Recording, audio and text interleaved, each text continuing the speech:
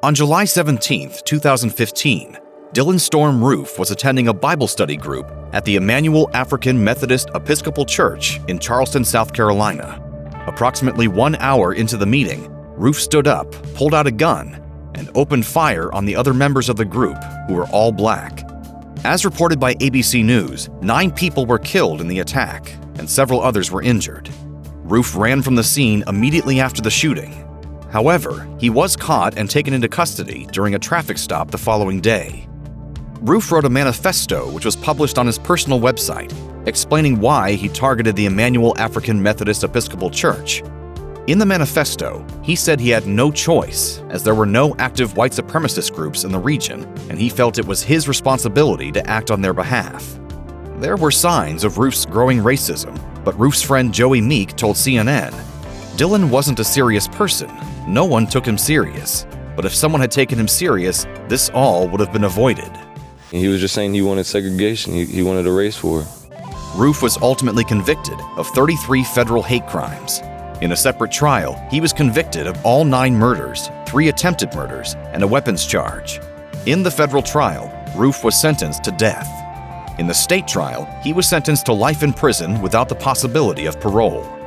Dylann Roof is currently on death row at the United States Penitentiary in Terre Haute, Indiana. According to multiple reports, Roof claims being repeatedly targeted and harassed by guards and his fellow inmates. In August 2016, Roof was taking a shower when he was reportedly attacked by a fellow inmate who was supposed to have been locked in his cell. As reported by the Post and Courier, Dwayne Stafford punched Roof in his face and in his back before deputies arrived to escort Stafford back to his cell. Prison administrators eventually acknowledged Stafford's cell was open for almost 11 hours. However, the guards insisted that they made sure it was locked prior to the incident. Records indicated the electronic panel was in working condition and registered that the door was unlocked. Inspectors also verified the door was not compromised in any way. Per the Post and Courier, Roof said guards also planted a weapon in his cell, for which he received a 6-month punishment. In addition to being placed in isolation, Roof lost his phone and television privileges and was prohibited from using the prison's law library. In response to the incident and the subsequent restrictions, Roof went on a hunger strike. However, according to NBC News, the protests ended a day later after corrections officers forcibly tried to take his blood and insert an IV into his arm, causing him to briefly pass out. Throughout his incarceration, Dylann Roof has kept journals and sent letters to family and friends. According to reports, his writings emphasize his lack of remorse and reiterate his conviction that the murders were justified in his mind. In one particularly chilling journal entry, Roof said he had no sympathy for any of his victims. He did express sympathy for himself, though, saying he was essentially forced to commit murder and is now suffering the consequences of that decision.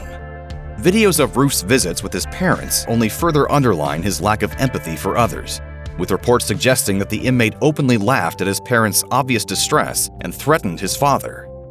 Roof is also reportedly in regular contact with a number of so-called serial killer fanatics with whom he shares his white supremacist views.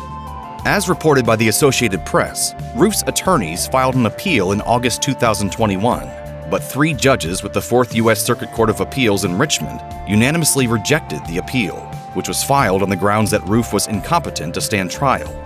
The judges wrote, "No cold record or careful parsing of statutes and precedents can capture the full horror of what Roof did. His crimes qualify him for the harshest penalty that a just society can impose." Roof's execution date cannot be set until all of the appeals have been exhausted. The current moratorium, which halted all federal executions per a policy and procedural review, will also delay Roof's execution.